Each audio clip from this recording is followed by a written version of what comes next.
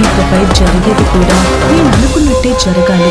అసలు నాటకానికి ఇప్పుడు శ్రీకారం చుట్టాలి.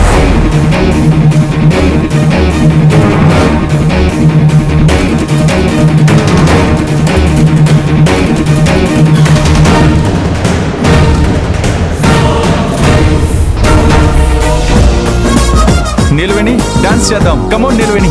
నాకు డాన్స్ రాదు తారక్ సార్, ప్లీజ్ నన్ను అడగండి. ఒకే ఒక్కసారి నాతో డాన్స్ చేయొచ్చు కదా. మీరు ఒక్కసారి అడిగినా 100 సార్లు అడిగినా నేను డాన్స్ చేయను, అంతే. ఏంటి రాధా, ఈ కృష్ణుడి మీద ప్రేమ లేదా? ఈ కృష్ణుడి బాధ నీ మనసుకు అర్థం కావట్లేదా? ప్లీజ్ రాధా, నాతో పాటు డాన్స్ చేయొచ్చు కదా.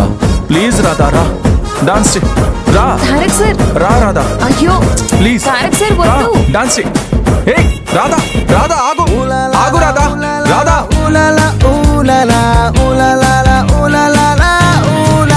రాధా ఆగు, ఆగు రాధా.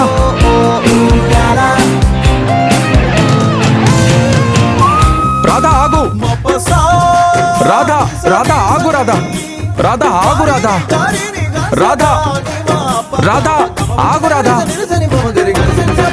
హే రాధా ఆగు, హే రాధా, రాధా, రాధా ఎక్కడికి వెళ్ళావు?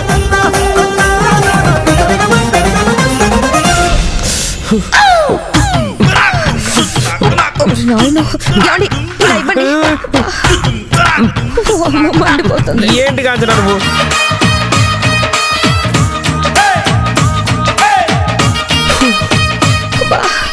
ఇవ్వండి. కాంచనా ఇది అబ్బా మీరొకరు.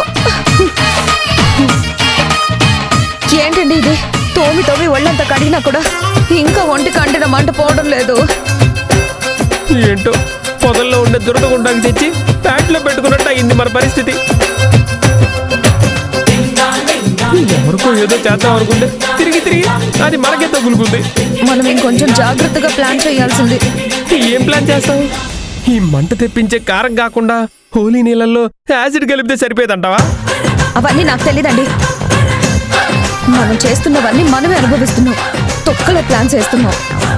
ఇంకా నయం, కారం కాబట్టి ఒంటి మీద మంటతో సరిపోయింది.